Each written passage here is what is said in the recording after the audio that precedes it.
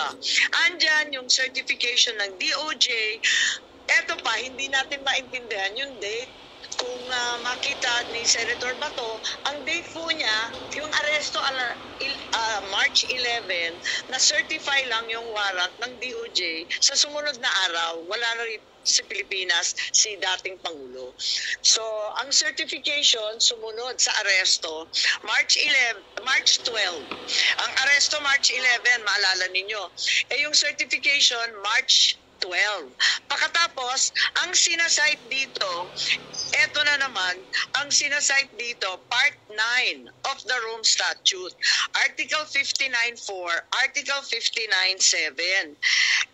Nakakahilo po, kasi ang sabi nila, hindi na nag-a-apply yung ICC at hindi na nga tayo member. Bakit yung authority sa pag-aresto, paulit-ulit na sinasabi kay Attorney Delgra, pati na rin dito sa DOJ circular, na ito ay dahil sa Article 59. Kaya nga, kailangan ipaliwanag nila kasi hindi natin po maintindihan. General Torre also claimed that he arrested E.S. Medialdea. Makikita natin yan for the obstruction of justice. Ayan, mas kabisado na ni Senator Bato ito kesa sa akin. He admitted that he even handcuffed him. At binasahan pa siya ng Miranda rights kung maalala natin dun sa video. Kung ganon, kung inaresto niya si E.S. Medialdea to the local court, bakit hindi niya dinala sa presinto o inarestong totoo? Bakit imbes na arestuhin at talagang ikulong, pinadala pa sa Hague? Parang ang gulo. Kasi nung nandito si General Torre, talagang gustong-gusto niya yung Article 125 ng Revised Penal Code kay PRRD. Pero bakit kay E.S. Medialdea, inaresto niya, tapos hindi naman niya kinuha. Imbes, pinasakay pa niya ng eroplano. Nalilito kaya ako. Tama ba yun? Hindi ba pag inaresto mo, ito turn over mo na o ikukulong na? Paano ba ang sistema, Senator Bato? Dapat talaga, inaresto mo na hinangkap mo na. So, ano bang next move doon? Ha? Kaya nga nakakapagtaka, pinagbiyahin niya. Tama ba yun?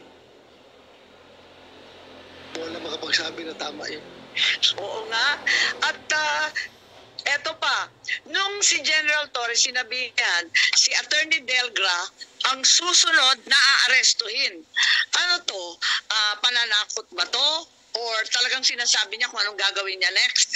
Was he going to arrest him for what? Was Attorney Delgra committing a crime? Wala naman di ba sa video? Nakaupo lang yung tao Tapos, bakit hindi niya tinuloy yung aresto kay Attorney Delgra? Gusto ko sana siyang tanungin Bakit hindi niya tinuloy kung talagang may krimen na nagaganap ni Attorney Delgra? Dapat, inaresto din niya. Ba't hindi niya ginawa? Kung wala namang krimen, ba't siya nananakot? Was this a threat? If it's a threat, isn't it the crime of grave threats na bawal sa ating kapulisan? Article 282 of the Revised Penal Code, threatening to commit the crime of arbitrary arrest and detention is clearly a grave threat. So hindi ba liable si General Torre dyan?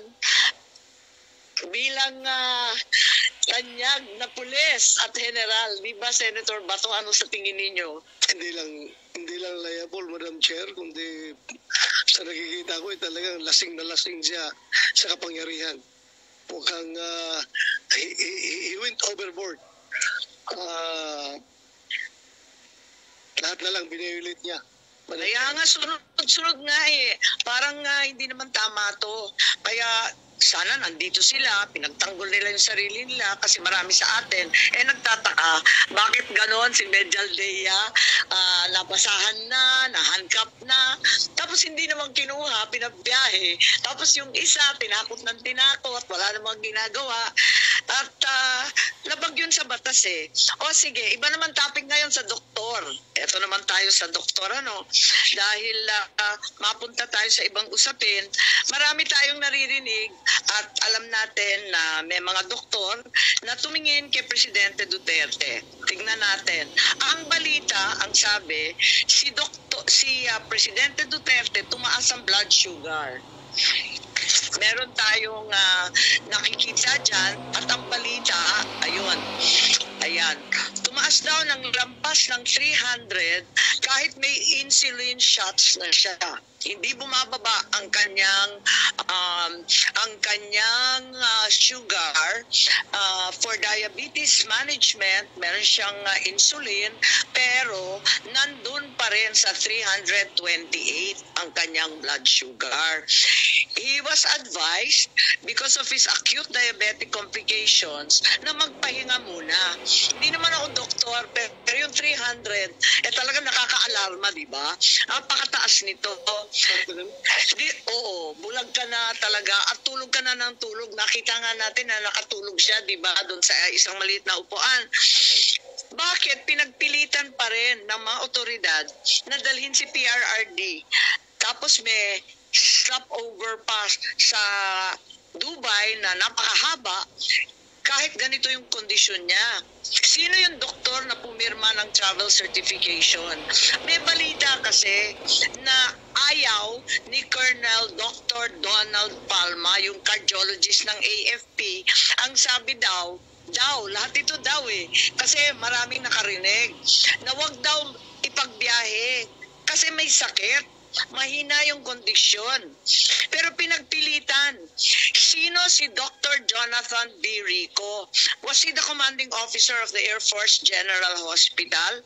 Bakit pinagpilitan na magbiyahe kahit ganun kataas? Hindi ba may Hippocratic Oath ang doktor na nagsasaad na kapag may sakit, obligasyon mong alagaan? Bakit ba nagmamadali? Hindi ba pwede maghintay ng ilang oras para bumaba yung sugar, mabigyan ng gamot? Anong mangyayari kung pinahinga muna ng ilang oras o ilang araw para bumaba yung sugar? Nakakapagtaka.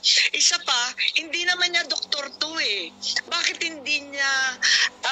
hindi siya pinayagan na patawagin yung doktor? Di ba doctor of choice? Parang counsel of choice katulad ni VP Inday. Yun ang pinipili niyang abogado. Ang sabi nila, napakarami ng abogado dito. Hindi naman yun ang counsel of choice. Ito rin mga doktor na to, hindi naman doktor niya, personal physician ang sabi.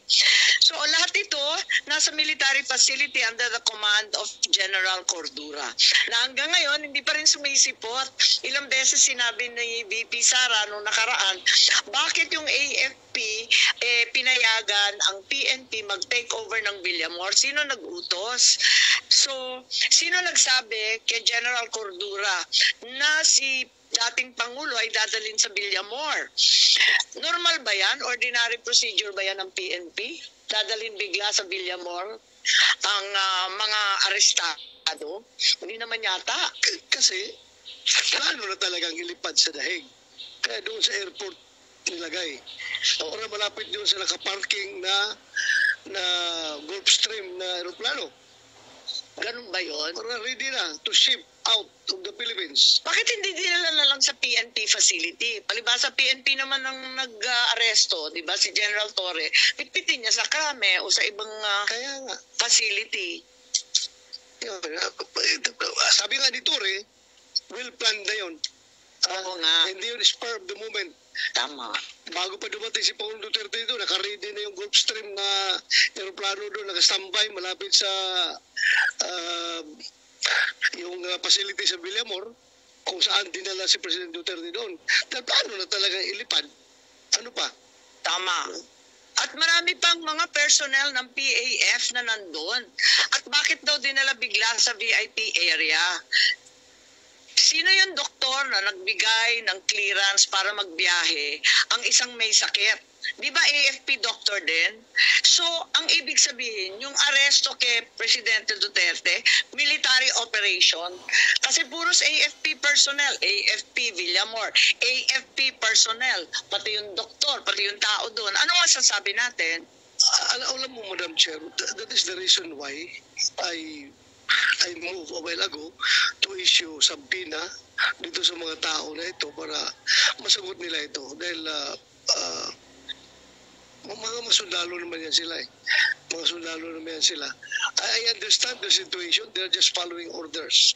Pero pag umabot sa punto, dapat, kung nakikinig yung mga kasundaluhan natin, mga kapulisan, pag umabot sa punto na yung order na binibigay sa inyo ay very unconstitutional na at klaro na may nilalabag ng mga batas, dapat tayo mga sundalo, mga pulis, mag-isip-isip rin tayo.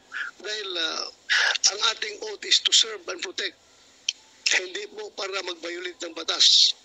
So, yun po ang dapat harapin dito sa ating mga invited, supposed to be invited empty chairs sa harapan natin ngayon, Madam Chair.